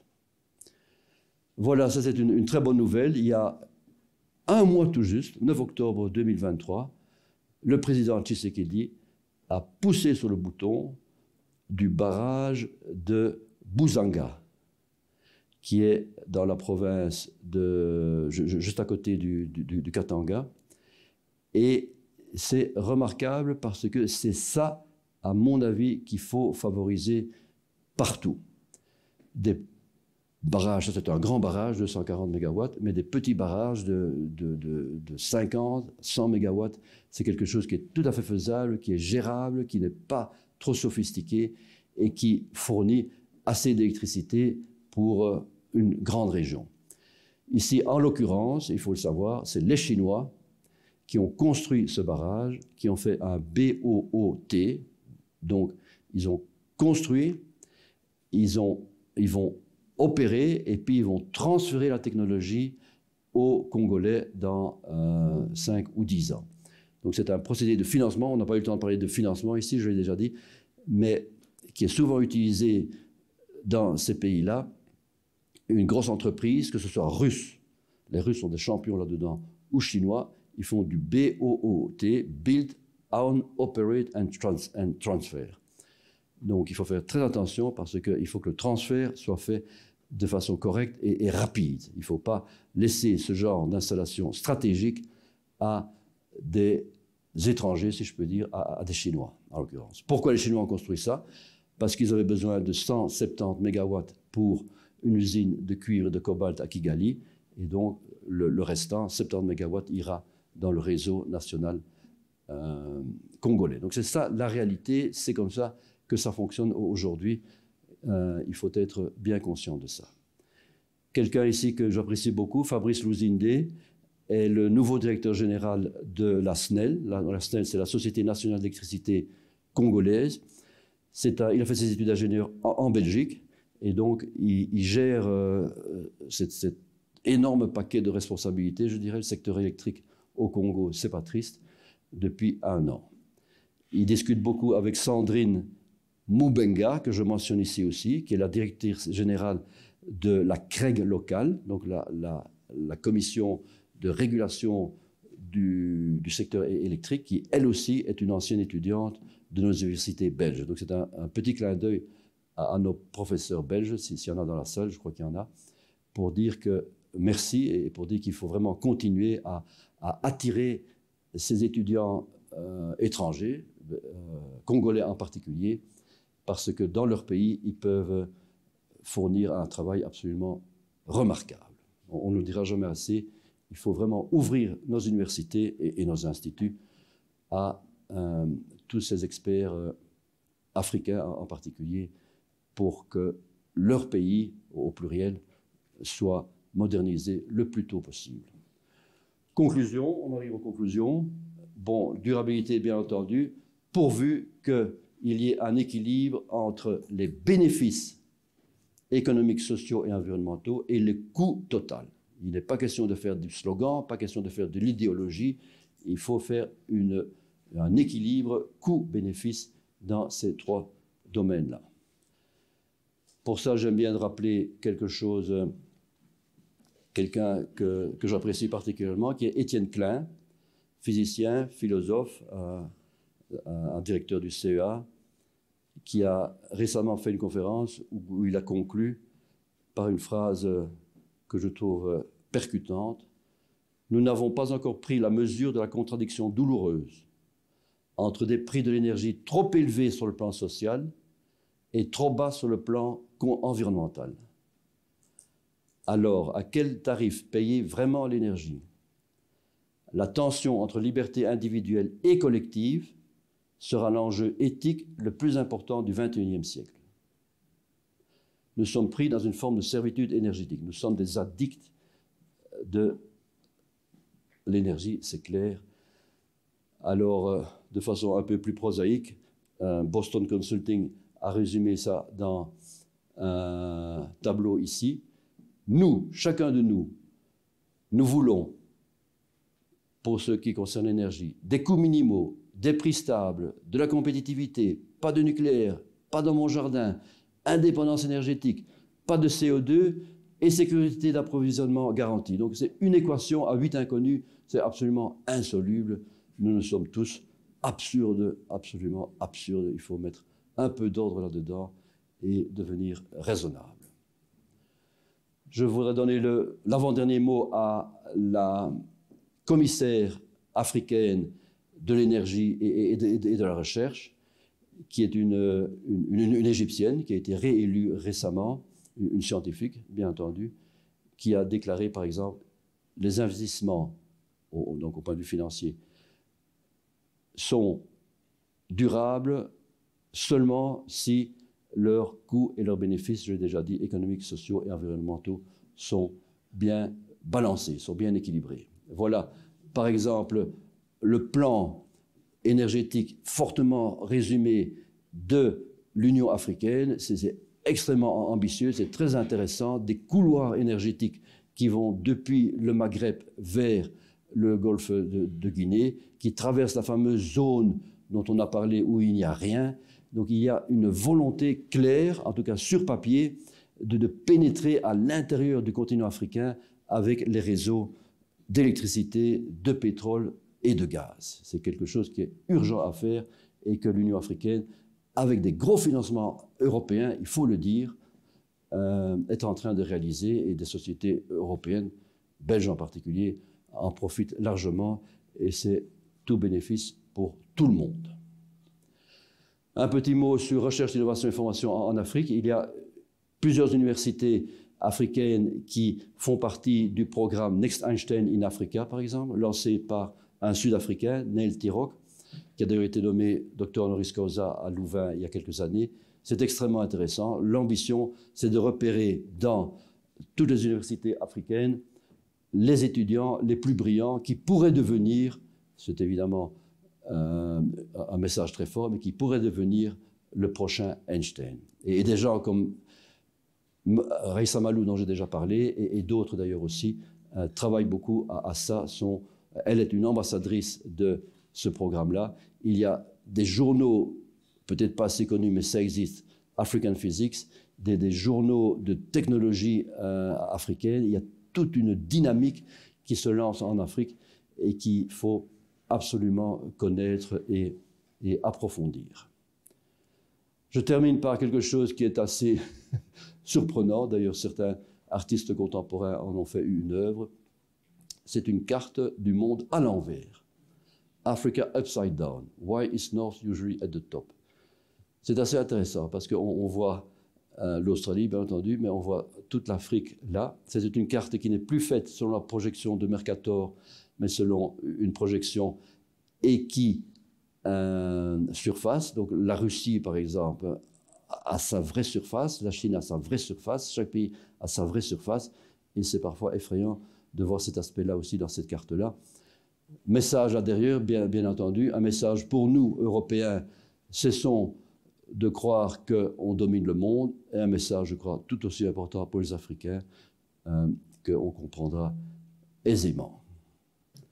Voilà, quelques références bibliographiques pour ceux qui veulent approfondir, et tout ça sera bien entendu mis à disposition de ceux qui étaient ici. Voilà, je crois que j'ai terminé, et